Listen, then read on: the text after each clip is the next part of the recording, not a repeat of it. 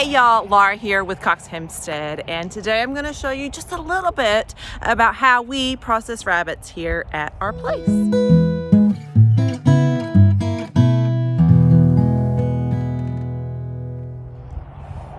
So, I can't give everything away because YouTube won't let me, number one. And number two, we offer in-person workshops on processing. So I would rather you sign up for that, come get your hands on and learn and be able to ask questions face to face. But just to kind of show you our setup and what we do to get you started if you're at a distance and coming in person is not easily an option. All right, this is our hopper popper. It is a V-shaped piece of metal screwed into a tree for sturdiness. And you take your rabbit about like so, put it in here, do a cervical dislocation.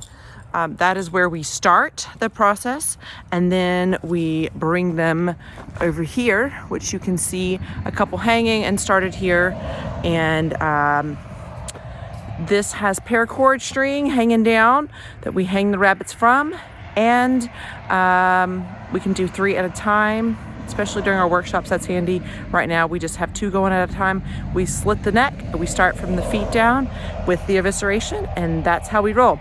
You'll see there's a table here behind. That's where we put the meat, and then we have a bowl to rinse the knives, and a container for the dog treats, such as the feet, the liver, the kidney, the heart, the lungs, all the things that we don't want for ourselves.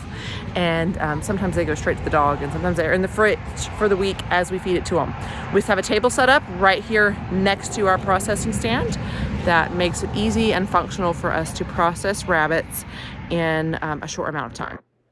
Depending on what all we're working on at the moment, sometimes it's checking in on the weights of our grow outs, seeing where they're at, seeing what weight they're at once they're processed, checking to see if we should have kept one, that sort of thing. But oftentimes we have a set of scales out there to help us measure as we go forward in our processing. All right, here it is from this angle. You can see the stand that Mr. Cox built and the buckets underneath to catch stuff.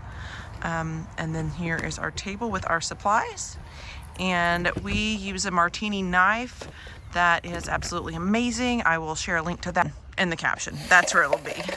I must get to work now.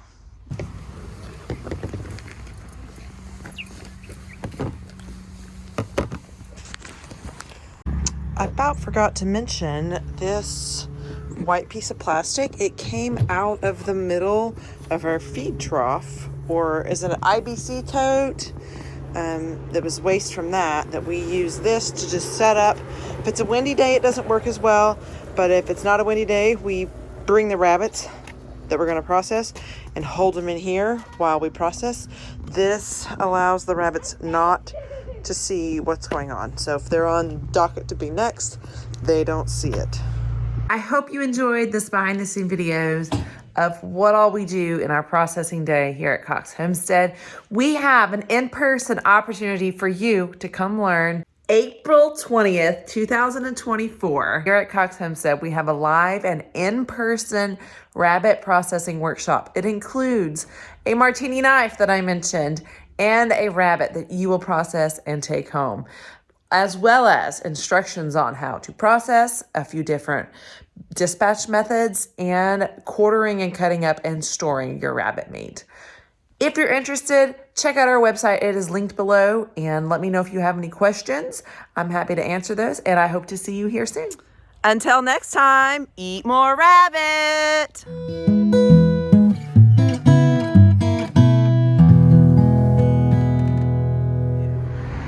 We have a lot of traffic here. You can probably hear it.